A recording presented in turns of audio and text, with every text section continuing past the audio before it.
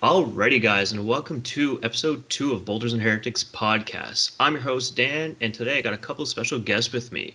So, returning from last week, we have Mr. Justin Gray, Hey guys. and also joining on board today, we have Brian Robichaud, Hey, and last but not least, Mr. Keir Edward. How's it going? Alright, so today we'll be bringing you some more ninth edition details, because obviously it's the big talk, and who doesn't want to hear more all about it? So first and foremost, I just want to give a big thank you to everybody that took the time last week to check out episode number 1. We hit, last time I checked, I think we're at 165 views, which, to be honest, thank you everybody. Like, I was kind of like aiming for that, that high 50s, high 60s, but you guys blew it right out of the water. So big thank you to all you guys. One thing I will try to push on this episode is the big giveaway. So pretty much like I had mentioned in the last episode, essentially jump over to Facebook, jump over to Instagram, come find that AdMech picture that I had posted, give a good like, give a comment, anything at all, and that will actually enter you guys into the big giveaway at the end of the month. So before we start, I'm just going to do a little shout out to the sponsors, and we'll be right back. So just a huge thank you to our sponsors. First up, we got the guys down at the Comic Hunter here in Moncton. For you guys, the listeners, they want to do something a little special. So if you jump onto their website, comichunter.net, they're giving you guys 10% off your Games Workshop's orders. For some reason, if you're on their site and there's something there that you don't see that you are looking to pick up, jump on over to their Facebook page, The Comic Hunter Moncton, and they'll be more than happy to get it ordered in for you guys and get you all hooked up.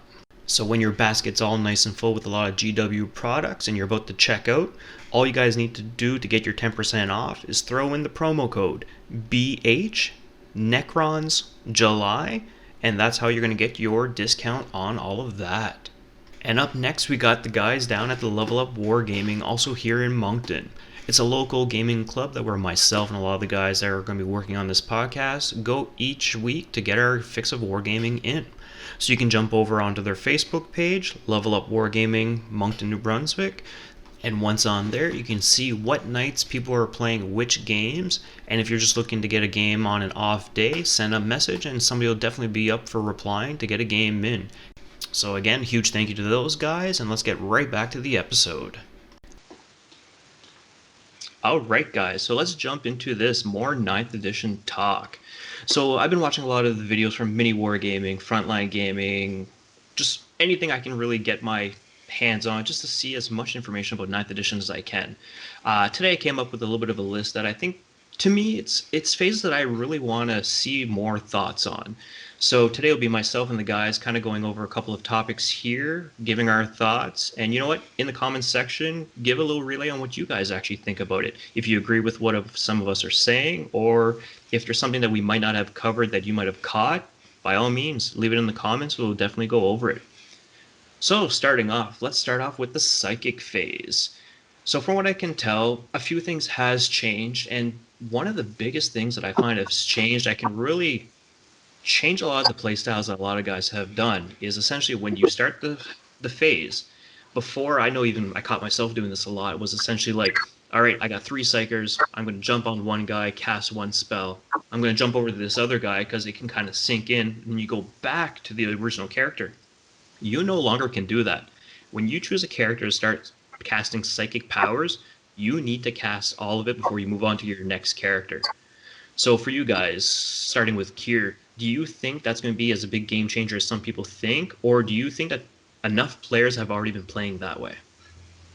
I think it's important to familiarize it with yourself with it because, for example, if you're in a tournament, someone has 3 spells, they cast 1, they jump to the next psyker. Technically speaking, they can no longer go back and finish casting it. So I think it's important to keep that in the back of your mind. But also, I don't think people or armies are going to be as character heavy. So I'm not sure that you'll be running into that big a problem just based off the fact that it's much harder to just bring 5 characters with 3 sorks or whatever and have all these extra spells. So I think people are going to end up trimming down and trying to be much more concise with what they bring and how they use it. So I think that might be a little bit of a way to get around it. I suppose because I keep forgetting about how you're essentially paying CP to bring extra battalions and detachments in. So it's like, are you going to spend that extra CP to bring extra characters? So yeah, I kind of get what you're saying right there. How would you guys, Justin and Brian, do you think it's going to be a big changer for you guys, or do you think it's going to be kind of the same play? I mean, I haven't been casting. I've been casting all my spells with my psychers because I didn't really know that rule before when I learned eights. But I do think I've seen it before with Siege, where they hit me with a bunch of stuff and then go back to different characters I thought I've already casted. But I really don't know how big of a difference it'll make. So I don't know if Justin would have more on it or. Well, for me, I usually only rock one librarian anyway, so I only had one spellcaster, and I play Cow as well, so they don't have any psychic. Yeah, I think Chaos will notice this because traditionally speaking, they would bring a T-Sun Supreme Command, and usually you could squeeze 7 spells out of that in a Psychic phase. Now, the big thing everyone's fishing for is warp time. How do you get it in there? What do you put it on? And how do you use that 3-inch range? So I think there's going to be some thought into sort of where you put that in your list and how that affects things because there's on the one hand you want to warp time this guy in, but if you don't get all your other spells off, do you really want to warp time him in Well, anymore? yeah, So I I suppose it could think be essentially sitting ducks. You like you warp time them up, perfect positioning, none of the buffs go off, and you're like, well, crap. yeah, I think what you'll see is just people are you're not going to be able to make plans based off your psychic phase. I mean, you shouldn't really to begin with because if psychics fail and you have this whole running momentum and you fail your psychic tests, you'll be in for a bad time, right? But I think I think you just have to set yourself up and play presuming nothing goes off and adapt from there. And I think it just comes down to the list rating, making sure whoever has what is going to be able to utilize it the best. So, for example, in my Emperor's Children list, I put Warp Time on the Demon Prince. He only knows one spell, so based off how everything else goes in my Psychic phase, I know exactly what I'm doing with that Warp Time, right? So, And true, and I mean, in this day and age, like there's a lot of characters that majority of the time have one, maybe two, and unless you are playing like Thousand Suns, and I do believe like even Grey Knights, when you start seeing characters that have the 3 spells, you're not gonna be seeing it as very much because you're like, well, I cast my one spell, so all right. So it's just literally gonna come down to the order of the positioning of, but then like I said, as a Thousand Suns player, then you're gonna really have to be like, which spells do I give which character to make sure that if his doesn't go off, like you said, it's like you play worst case in a scenario being like, if his doesn't go off, are they still safe if I continue on to the next psyker and they get stuff off or they do not? And yeah. GK, fortunately, most of the stuff is all your units only know one spell anyway. And I think lists, like I said earlier, will be trimming down the number of characters. So I think that's going to help everyone delegate everything a little bit better. It's just too yeah. scary. It's just too scary to have so many characters out there. Well, it's true, especially now with the whole fact that technically you can kind of start sniping characters out if they actually stand far enough away from a unit, because I think you need to be within X amount of inches to at least 3 or more models before the lookouts actually kicks in. So 3 inches, more than three, and or monster and vehicle, and not the closest. So even if you are within three and you're the closest, you're still free game. So if you start skewing too heavy in characters, I don't think you're going to have the bodies to protect them. no. I think you also got to be mindful of the troops you have around them too, because if you have something that's going to get blown away, chances are it's going to get blown away and your character's gone. Like No, 10 true. noise marines. I So know from you talk from experience, I take it. yeah. Yeah, Well, actually, where you were just saying about models going, or actually, first of all, does anybody else have any thoughts on Psychic, or was that pretty much kind of like a little bit of a wrap up? Everybody seems to kind of have the same understanding with it. Okay. Well, like I said, next topic I had right here after the Psychic phase, and honestly, I'm really not sure what I'm actually going to think of this one, but the morale phase, morale test, the whole going back and forth, and the way you lose models now from failing a morale check. That's this is gonna be a little bit of a game changing, really. So I don't know for Justin if you want to jump on this one. hurts the lead armies a lot, I find. No, true, because I suppose, because like I said, it's like nobody's actually safe, and that's what a lot of people were actually saying in some of the other podcasts is those elite armies that you lose one or two characters, and before you're like, oh, well, whatever, I pass it. Well, not necessarily now. Like you could automatically lose one, and all you have to do is roll very poorly on the check, because now you essentially have to roll a dice for every model in that unit, and not just the amount that you exceed your limit over. So if you start rolling like super poorly. Like you can have like three guys in a unit, but you roll three ones. Whoa, crap! You just lost that whole entire unit type thing. And the big thing that's going to hurt me and you, Danny, is our grotesques. If we have a 10-man unit, we lose a few. If we fail morale on a 1, we just lose that 4-wound model. And Just exactly, gone. that's where it comes to the elites, because elites lost a lot of times. We're going to have multiple wounds on each of the models, Yeah. and like you said, you lose one. Like man, I just lost like 8 wounds because I lost two characters or like two models in that unit. Yeah. Kier, your thoughts? I think there's a few things to consider. First of all, if I'm not mistaken, the new command reroll, I don't think it allows you to reroll morale tests. I'd have to double check. So Yeah, I right then didn't and see there, that in the rule either. if you fail, you fail. So depending on where you're looking at it from, I think it's a great buff for horde armies. Now you don't lose 12 models because you got 20 shot off. The unit isn't gone if you had a 30-man squad and 15 died, you just failed the morale test, and then, you have a 1 in 6 chance of losing another model. So let's But say a you had a big 30-man. Sorry, go But a ahead. big thing with that actually is now too that they're saying too is if you roll a one on the check, you automatically pass no Yeah, matter how many guys you actually lost. That's huge right there. yeah. I think straight across the board, morale buffs horde. Go ahead, Justin. Yeah, you got to remember too when your unit is half strength, you start losing people on 1 and 2s now.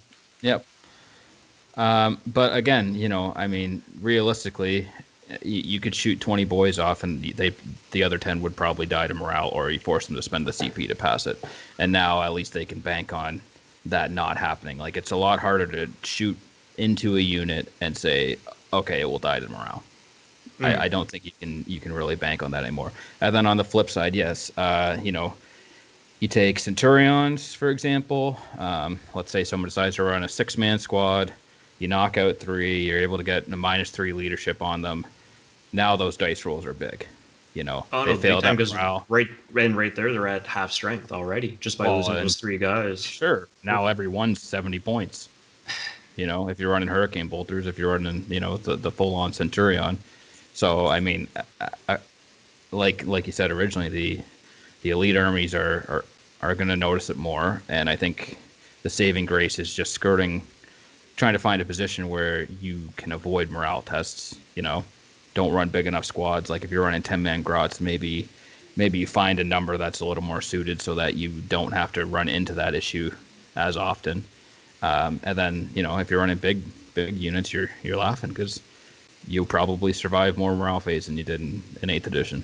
No, it's true. It almost makes you think, are we going to see the whole horde armies actually come back because of this? Because, like you said, it's like you shoot 10 off, you're like, whoa, I'm automatically failing D6 plus however more. But now you got the chance, like you said, they're not running. So it's like, oh man, I still got like a 20-man strong unit on a Sure. roll of a 1. I mean, you talk about blast weapons killing hordes. Troops have a bigger role in this edition. But anyway, that has less to do with morale, so we can address that. Yeah. Justin, you got something else to add to that? Oh no, I was just checking. Okay. Brian, your thoughts on morale, or are you good with that? I already kind of pitched in with the grotesques. And, Yeah. like, I don't see the point of, like, I think you were saying that we have to go one by one, like me, you. I don't see Yeah, the point in that. it goes back, and I think what it's going to be, like, say, for example, you're contesting an objective, and, like, we're going to get to that a little bit later on. And again, another one of the things is unit coherency.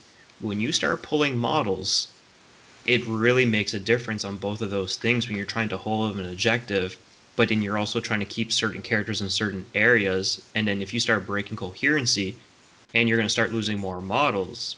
But like I said, we're going to go over that in the Yeah. next topic. Or actually, to be honest, we can even just jump into that right now. because the next thing I really wanted to jump into was unit coherency. Like, holy crap! Like this could be big now. Like the whole gun lines is really no, or not gun lines. Sorry, like conga lines. You ain't gonna see that no more because you are gonna be picking more models off that table quicker than anybody else. So again, when you fail morale check, and I guess the way it's actually worded too is when the morale check is done, you pull your models and you look at what you have left on the table, and you are not in coherency. You are now continuing to lose even more models. So I don't know if somebody wants to jump on that one just to kind of give their thoughts on how morale fits in with unit coherency, and then even just unit coherency as a whole also. I think Here, or Justin. um, play like I watched the mini wargaming where they used it. They sacrificed like part of a unit to unit coherency to stop a unit from making the moves it needed to make. So I can see people using it still and sacrificing those models. And that's where it comes to the whole, like I said, holding objectives. Like you're saying, you're sacrificing stuff to hold certain things, but then like, are you going to start sacrificing stuff to be able to block other people also? So that's where the whole back and forth goes. Is like you can look at one thing. It's like, okay, well they have that objective marker right now. You know that they're going to have to lose either the part that's holding that or the other half, because you already can tell they're split in half. They're going to lose something. So now when it goes to your turn and you know you're going to be losing units, are you going to try to contest that objective, or are you going to try to go with something else? So it kind of gives you a game plan back and forth where like at one point, like if I take everything off, then your opponent could be like, oh well, I'm just going to do this and this because I know you can't contest this back with me. So I do kind of like the whole back and forth because it really still makes you think, being like, okay, well I take this off, but then he's might lose more on this other unit, but is he not? Do I take the chance and lose these extra guys and I might still not be able to hold that objective? Or I think it forces you to assess the values going forward. What's most important in your following turns and your opponent's following turns.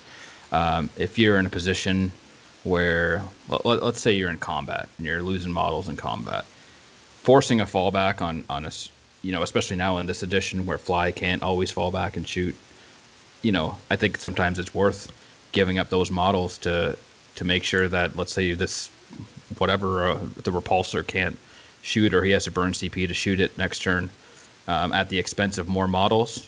I think you'll find people making decisions more like that, and I think, like I said, I mean, a lot of what I've seen so far is just value.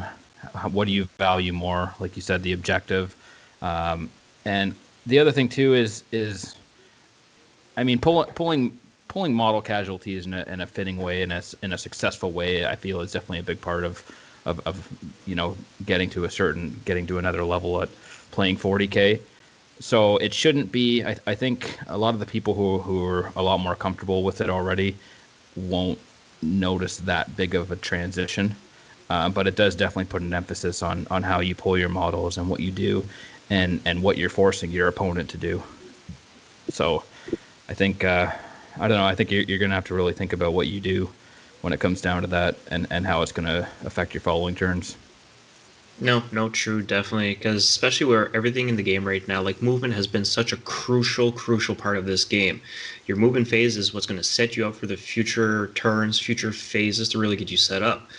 But like I said before, I remember playing guard players and it literally be just conga line coming down the table just to block anything that's not flying to get to your back lines. But like you said, you start pulling models, but not even just the whole pulling models. It's just every character has to be, or every model needs to be within an inch of was another model essentially, or two Two models. inches, 2 inches, 2 inches, 2 inches okay. within two models. Yeah. So now you're looking at a 10-man unit. Essentially, instead of walking down arm in arm 10-man wide, you're going to essentially can only be 5 wide, 2 deep. So you're going to start leaving technically area for people to start getting your back line. So do you think you're going to start people running larger units to still have that width to block people off, or do you think they're just going to try to do? Yeah, I'm like, I don't know. I'm just really trying to play in my head. Like I'm trying to picture the table and how people are going to start moving these units up to continue the whole blocking of your opponent to get to your back lines. I Yeah. think it's Go ahead, Justin. I think it narrows down people's ability to gain board control because with those Congo lines, it just allowed people to gain so much control over the board, and in ninth edition, that's extremely important. So I feel like the narrowing down plus the in the morale phase and being able to play other people and dictate how they're going to move their models is pretty important. So I think that's going to emphasize a lot. So it's mostly model and model movement I would recommend for the movement. Oh, fuck. But yeah. Yeah. Brian, your thoughts on the whole coherency in that? I just know my box blockers are dead. Just 30-man unit, I 30-man can't unit, just stretch them go. out just to flood the board anymore. I'm just gonna die now. I have to come in to 2-man ranks, one behind the other. It's gonna cut me down hard. Well, I think one thing. Sorry, go ahead, buddy. And I mean, like, I have to really pay attention in combat now too, like where the way I wrap things with them. That's gonna come down to being a big problem with me at first. No, I suppose, yeah, because if you're trying to wrap a unit now, that's what I used to do. Like, as playing World Eaters, I would have a 10-man Berserker unit, literally conga line the whole way around it to get all my attacks in. But well, yeah, no, I suppose you can still do that as long as you have full co, but like, you start pulling that one character, then your ends are not in coherency. So it's like, do you start doing a 2 deep man wrap around, or do you only go wrap halfway around? And yeah. I think as far as the combat phase goes, your opponent can force you to make some hard decisions with how they pull their casualties. And I think you might see some players getting baited into like wrapping units, and then certain things might happen that will force you to lose more models than you hoped for after just minor casualties. Well, especially at the beginning, like nobody's going to be used to this until you get a couple of games in. You're like, oh no, no, I'm good, I'm good. You lose those couple guys, you're like, wow, I did not really see that coming. And now, like half the unit's gone just because you placed that one model not the right place. So it's obviously going to take a couple of games to get used to that whole. How do I wrap properly? Do I need a bigger unit? Do I not? It's just yeah. So here's something. Okay, let's say I had 4 cultists. Okay, and you're running your 10 berserkers just to keep it relevant. Mm. I intentionally remove all my casualties, but the 4 that are closest to you to make it easy to wrap. Right, so you wrap that unit thinking, okay, I've got this unit, I'm good. Now there's a stratagem where you can pay CP that no matter what, that unit can fall back. So you've wrapped this unit thinking that you're good until the combat phase, and it's just 4 guardsmen, you won't lose any casualties. I force the fallback. I shoot that unit. I kill 2 corn berserkers. Because you've wrapped all the way around, he's only 1 inch within 1 inch within 1 inch. So I shoot 1 berserker, and all of a sudden 5 are dead, and you're down to a 5-man squad. Like you can definitely pull some stunts if people get ambitious, greedy. I don't know, whatever you think is the right word. Okay, so you're actually saying, so if I actually successfully wrap you, you are in the middle of my wrap and you fall back, you can actually fall back going through my units? Yeah, there's a stratagem. Yeah. Really? Interesting. It's a new core stratagem there. That's why I really think witch cults took an ass kicking. Yeah, that's you can you can definitely get. That's why I was sort of adding on to the whole like baiting ideas where it's just like, okay, now I shoot my las guns, I kill 1 corn berserker, and now 5 are dead because as soon as your coherency check comes, right, you can't move it. Okay. And then the other thing I'd like to add in with coherency is it actually makes one of the biggest things about the coherency change is how it works in relation to the lookout sir rule, where you need to have units within 3 inches. So a scenario could be, let's say, you deep strike in a lieutenant and 10 reavers, for example. Okay, so the reavers all pass the charge and the lieutenant fails the charge. So now one's in. So the natural thing to do is I'm going to string these back to get the aura. But what you've just done is now that you don't have the coherency, you don't have the ability to conga line them back. There's no way to keep that lieutenant safe. You either have to choose, do I keep this lieutenant alive or do I take the reroll wound ones, right? And I think the coherency with lookout sir, I think that's where a lot of people are going to run into some sort of I don't want to say gotcha moments, but definitely some learning experiences in the initial phases of ninth, because that's definitely going to come down to a priority when you start pulling models. Do I save this character or do I keep this unit in combat? No, You know? and it's true. And like you said, it's not a gotcha moment, but I bet you 10 to 1 that the people that get those extra games underneath the belts right away, they're going to utilize the crap out of that. Be like, I know how to get you. You haven't learned it yet. So, Yeah. Well, I mean, it's a crazy thing when you're sitting there thinking I'm either going to save this character or I'm going to disengage this unit. It's a choice that's going to happen.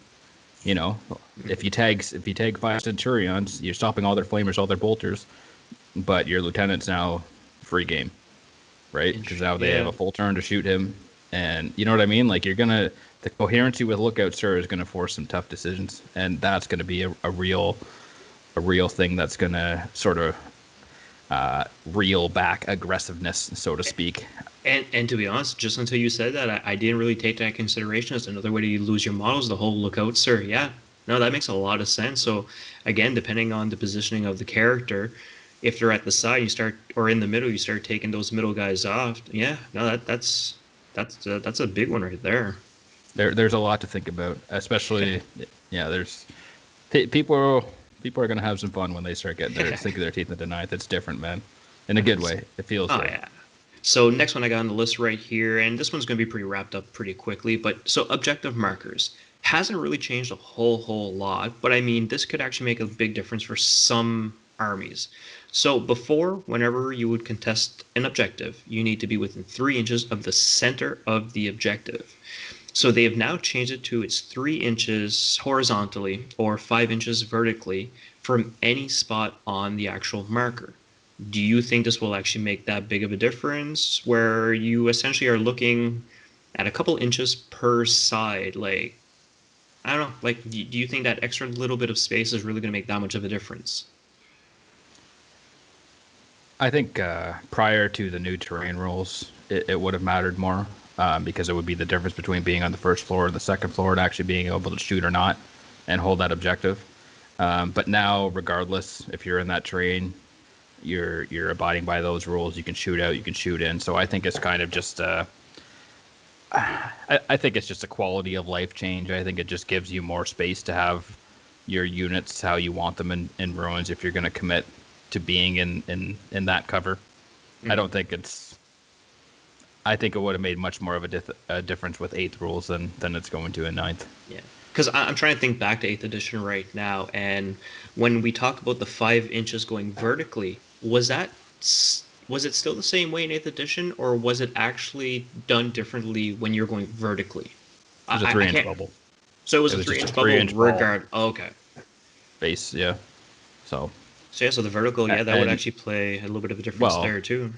in eighth you can't shoot through walls, and in ninth you can now, because if you're in cover and it's obscuring, for example, or I don't quite remember all the keywords, but if you're committed to being in cover, you can shoot out of the cover, where regardless of where you are. But in eighth floor, you had the whole I'm on the first floor, you can't see me, I can't see you. But if I go up to the second floor, now I can see you and you can see me, kind of stuff. That's not a thing in ninth. So I think it's just like I said. I think it's just a quality of life thing. I Okay. don't think it. So. And Brian and Justin, you guys think at all with your play styles, is it going to really change much at all with the 5 inch rather than like from any point than just to the center? Well, for the bubble, I think you can get more models in with Horde armies, so I think it improves Horde armies because it affects Yeah, I more think it's a area. big deal for me. Well, like you were talking Woggle with your poxwalkers, like I said, you can only fit X amount to the center, but now if you're measuring that whole entire, like that's another whole row plus a Even little with bit the more vertical, depending. yeah. Yeah, when we Yeah, throw the vertical in, I can throw poxwalkers up on the up above them, which is nice, and I get that number on that objective. You can't just bring a small squad in and beat me off. But what?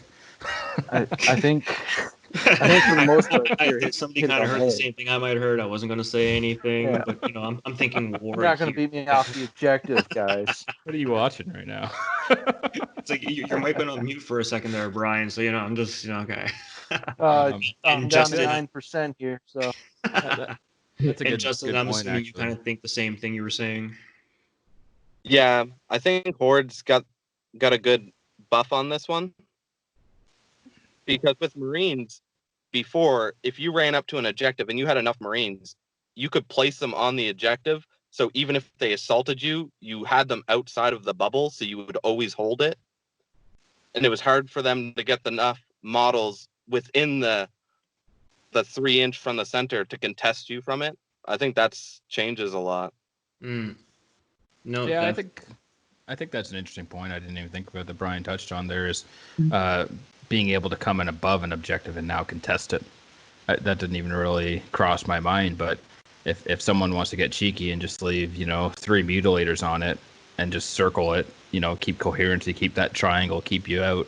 If it's 5 inches up and you can put a poxwalker up there, 5 inches up, at least at the end of your turn, he can score you something that he otherwise may not have been able to. So here's a question I actually have, and like I've been doing a lot of reading, so a lot of different sources right now. But am I under the impression to correct that, like in AOS right now, if you go onto an objective, you're holding it, you leave that objective, you are still holding that objective. Did that get ported over to ninth, or did I hear something? Maybe that might have just been false. You have to have models on it to hold it. Oh, okay, and that's what I kind of thought, but I remember reading something and seeing that. I'm like, I know AOS, yes, 40K. This is the only time I've been seeing it, so I thought I just asked the question myself. So I think what you might be thinking of is there's a secondary objective now called Raise the Banner. An infantry unit at the end of their movement phase can raise a banner on a objective, and then the only way that banner can get taken down is by an enemy unit coming and basically taking control of that objective. So Okay. if you cage out your deployment zone, you can raise banners and move away, and that objective can score you victory points. It doesn't count towards hold more, but it will still get you those victory points on your secondary. Okay, so that's probably what they were talking about then, because like I said, I remember seeing the wording, but it wasn't written very well in detail to what exactly it meant. So that's probably the topic that they were jumping on there. Yeah, it's a cool secondary. It forces your opponents to do something about it. If you No. raise the banners up, the only way they're stopping you getting those victory points is by going out there and stopping it. So They have you're to get on that again objective. you're bidding them in just to be able to take that unit. Okay, interesting. Yeah. Okay, I so don't think castles. I don't think you can run castles anymore. I think you need stuff that actually gets out there and gets dirty. okay. So the next topic I have right here is the whole starting CP. So instead of actually building detachments to get your CP, you are now starting with a base amount depending on the size of game, and you are spending to make these detachments. How do you think this is going to change the game? Do you think we're going to start seeing continuous double battalions? Do you think we're going to start seeing the extra air wings, or do you think that we're going to start seeing more brigades and the larger format, because you automatically get refunded your CP if your warlord is in that detachment? So do you think people are still going to be giving up those three? Because I is it 3 CP for every detachment, or is it varied depending on the type of detachment? It's varied. It varies Oh, on it is varied. Okay. It's 2 to So 4. 3 is a patrols very only cost 2. yeah. Battalions Three are like 3. threes okay. are pretty much everything. Brigades are 4. Patrols are 2. And then Okay. Supreme Command has a special rule where if you make the Supreme Commander your warlord, then you essentially get a free brigade, battalion, or patrol. I think Drukari actually has something very similar. When you run the 3 patrols, you're actually getting, I think it's 4 or 6 command points back by running the 3 patrol detachments. So, We have so that raiding force rule that Yeah, if we rating run force. 3 patrols, we get 4 CP, but where the warlord's in one of them, we automatically get refunded the 2, so we still net out with the same amount of, like, 12 CP. okay. It's our way of bringing the battalion, but with our multiple pieces of our book. Which I'm kind of glad they touched on, because that was kind of a big thing in 8th edition when it came with Drukari, because a lot of times you're splitting up your units between Cabal, between Covens, between Witch Cults. So it was kind of our little flavor thing. So I'm glad that they're starting to give each army something to kind of make up for. I don't want to use the word losses in this edition, but to kind of make up for, like, if for example, like, it kind of a different feel, but like Tal, where it's like they relied on their Overwatch, this and that. So they kind of gave them that stratagem for free. They gave Drukari the extra to still run that. So I'm wondering if that's going to be something continuous. Like each book's going to have that little something where they can ignore the penalty that everybody else kind of takes and this and that. But no, like so overall thoughts on the base starting CP. What are your overall thoughts? Like, do you think that, or obviously some armies are going to hurt from it, some of them are very going to benefit from, but overall, do you think it was a smart move on their part to give you the CP and essentially now you can play what you want rather than not what gives you points? So my thoughts on it right now, there is a massive demand on troops this edition. I think a lot of these changes, reeling in hordes, limiting detachments, and these sort of things, I think if they didn't do any of that, I think some of these armies like Gene Stealer Cult and stuff would just dominate this meta. Plague Bearer spam. Because you need to get these troops on, and then you need to body these objectives. And I think in at some point in the testing and writing of 9th edition, I think they realized that troops and hordes would be very powerful unless they reeled them in a bit. This is a bit of a tinfoil hat theory, if you want to call it that. But I truly believe that a lot of these nerfs to troop points and that sort of thing were basically them anticipating that if they didn't do this, all they would see is 100 intercessors on the board or whatever, right? Now going back to the detachments, I worry for some armies. Gene Stealer cults, a lot of those guys were starting games with 28 CP. What's their amendment for that? True, They don't have the especially elite units.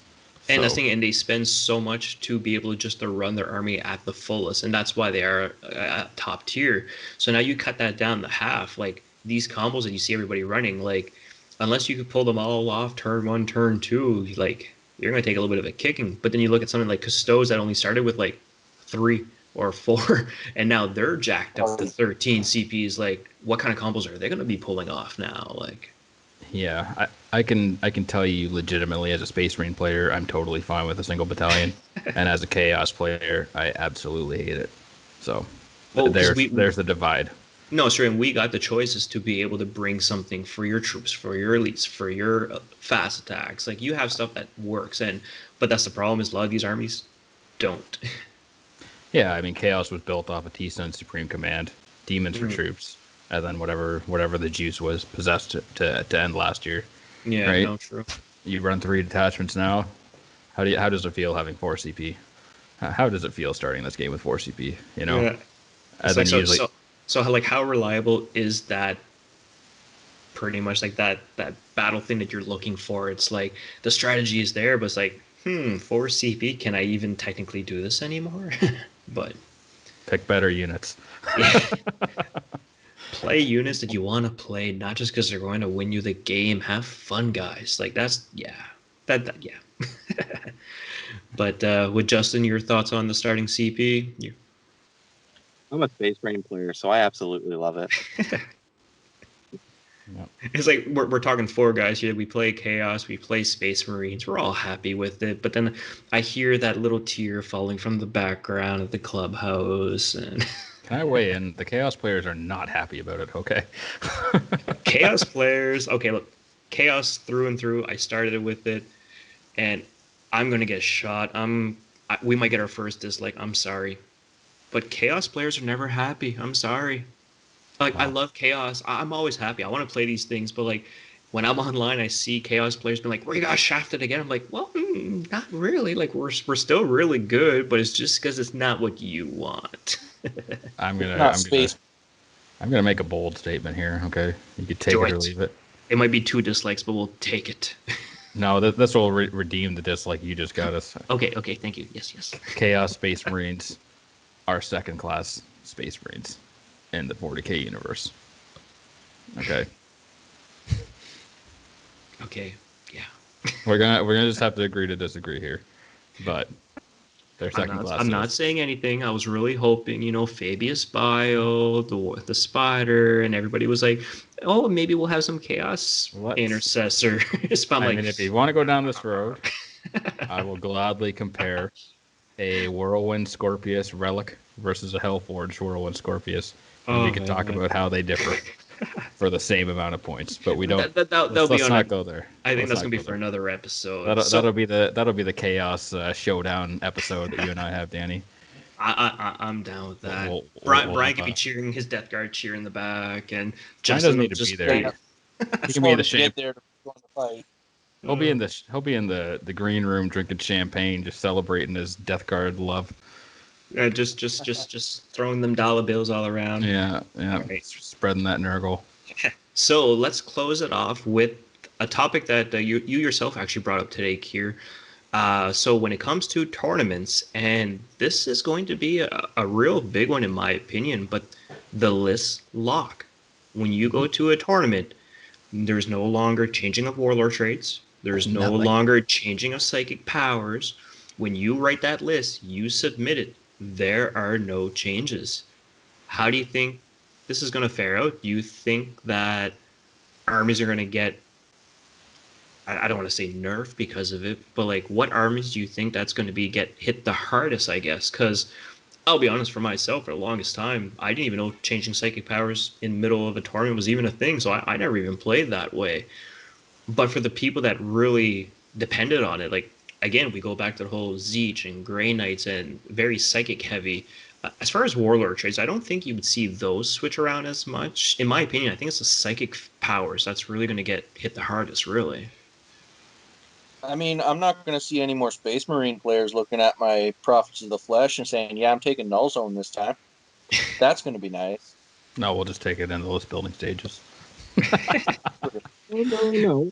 I decided. Or you're like Justin, he never knew and he just used no zone anyways. He's complaining. I decided not to take Null Zone in our match. Yeah. People hate it.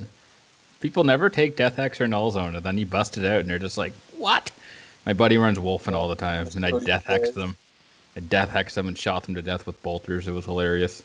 Well, It's like like, I oh, it's a said, 318 point unit or whatever, and he just killed it with 100 points of Noise Marines. It's like, yeah, it's called Death Yeah, Hex, man. But the funny part is, like I said, at my point, I didn't even know this was a thing. So I would always have that dedicated sorcerer, 87 points with Death Hex, just in case.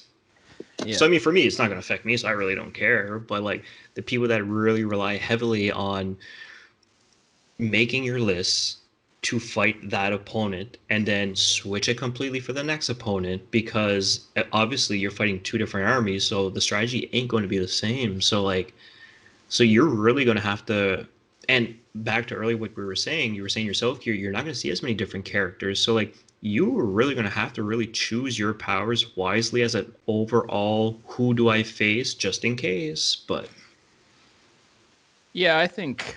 I mean, I wouldn't. I think saying psychic powers like that would just be your personal experience. I know, there's guard lists that there's a super situational relic that when like it's hot, it's fire, and when it's not, it's just. And all these super situational things are just going to get put on the shelf to collect dust because they're just so niche that it's not worth banking on the 1 out of 6 games that it'll actually be massive for you, right? So I think everyone across all the codexes could look at every aspect of their list building and figure out some general all rounders. The big difference was you can't now pull those tricks to bail you out of bad matchups. So my best example is a Space Marine list. Okay, so you're choosing your litanies, you're choosing your psychic powers, and then all of a sudden you end up playing an Eldar heavy army, right? And they're going to dump mortal wounds on you. And you're going to sit there and you're going to go, man, I wish I had Psychic Fortress for this so that I could put a 5-up feel no pain to mortal wounds on my sense. And now I can't. Like I did that against Grey Knights, with my Space Marines. I just knew, I said, nothing's going to give me more value than just being able to put this on them.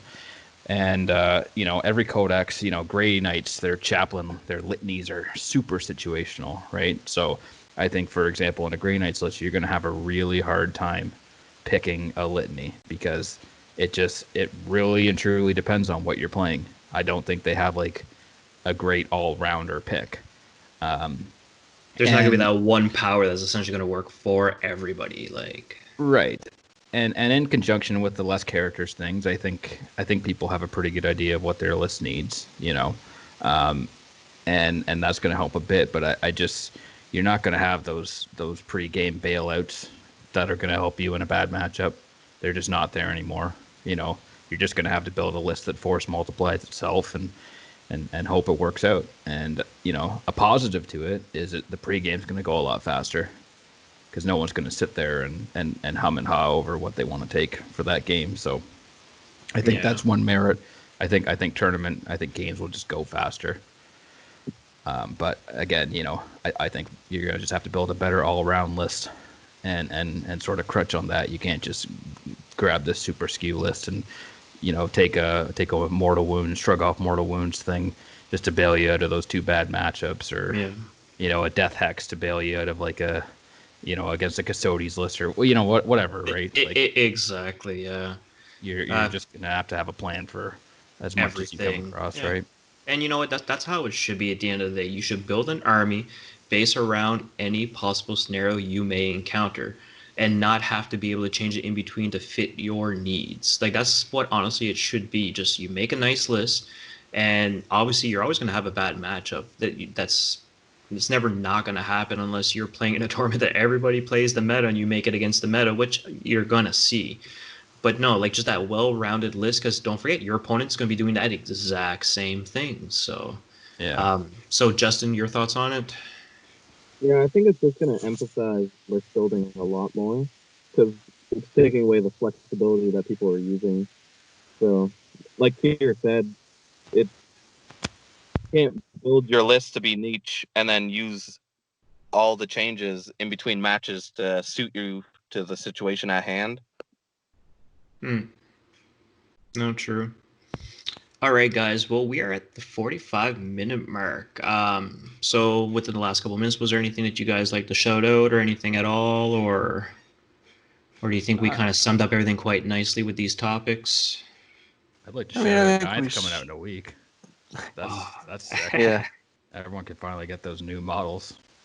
You Well, know? as long as you got them on time, because I mean that whole Yeah. 15 minutes sell was a little crazy. But I know I'm looking forward to seeing these new models. Myself personally, I ain't gonna be playing any of them, but it's just a new release is always just a nice big hype because you start seeing these new players, you start seeing everybody get excited again, and it's just, and especially a whole new edition, not just a new starter set, a whole new edition, and just everybody starting again from scratch one.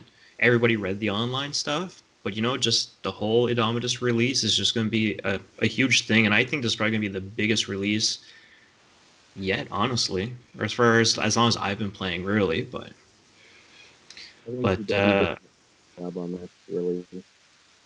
Okay, so to close it off, I just want to remind everybody that we still have, I think, of about a week or, yeah, about 2 weeks until the end of the month. So to give you guys a chance to, like I said earlier in the episode, to win the AdMech Star Collecting box that was donated to us by the guys down at Comic Hunter. So again, jump over to our Facebook, jump over to our Instagram, which is Bolters and Heretics Gaming. Find the picture that I took of the Star Collecting box, give it a like, give it a comment. Same thing here on YouTube. If you guys are enjoying what we're talking about and you do want to hear more, nothing tells us more than just hitting that subscribe button, hit the like button, leave a comment, let us know how we're doing. Let us know stuff that you'd like to hear on the next episode. And yeah, no, like I said, just big thank you to everybody. Big thank you to you guys for joining me on this episode. Hopefully, we'll definitely have you guys on the weeks to come, talk a little bit more on Ninth Edition, especially next week when the release comes and we actually start getting games underneath our belt. Give some rundown of the experiences that we had. What are we enjoying about physically playing the game, not just by reading stuff and watching other people play? Because there's nothing more than playing a game and be like, I enjoyed this because when I did it, it worked this way. So, Don't forget streaming games of Ninth. oh no, definitely. And like I mentioned in the first episode, bat reps are definitely something that we're working on. We might even some nights like, hey, if one of you guys come on over, we'll try to set up a little bit of a stream going on, have a little bit of chat with the people while we're playing, and just so people can kind of see secondhand some of the strategies that people might be coming up with. So Once again, big thank you to you guys, Justin, Kier, Brian. I'm Dan from Bolters and Heretics podcasts, and have a good night, you guys.